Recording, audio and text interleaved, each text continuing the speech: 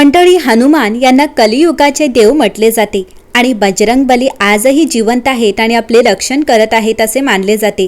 त्यामुळे रोज हनुमान चालीसाचे पठण केल्याने मनातील अज्ञात भीती दूर होऊन चांगली बुद्धी प्राप्त होते।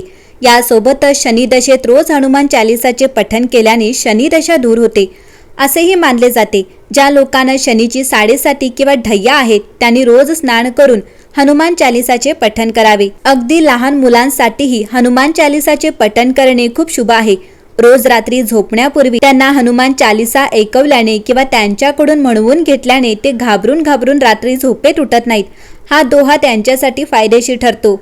सब सुख लहे तुम्हारी सरना, तुम रक्षक काहू को डरना। शिवाय जर तुमच्या घरात विद्यार्थ्यांचे शिकण्याकडे दुर्लक्ष होत असेल तर त्यांना रोज हनुमान चालीसाचा पाठ करायला सांगा।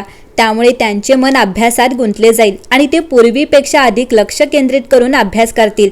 अभ्यास करणाऱ्या मुलांसाठी हा दोहा महत्त्वाचा आहे। बलबुद्धी विद्या देहु मोही हरहु कलेश विकार। कधी कधी असं होतं की विनाकारण आपल्या मनात भीती निर्माण होते आणि आपलं मन एखाद्या अज्ञात चिंतेत त्रस्त होतं। काही ठिकाणी लोक एकटे जायला घाबरतात, काहींना रात्री एकटं झोपायला देखील भीती वाटते। त्यांनी रोज हनुमान चालीसाचा पाठ करावा।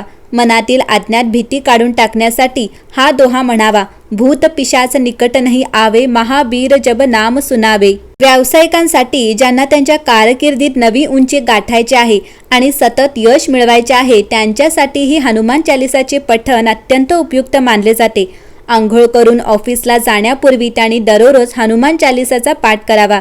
विद्यावान गुणी अति चातुर, राम काज करिबे को आतुर हा दोहा त्याने म्हणावा।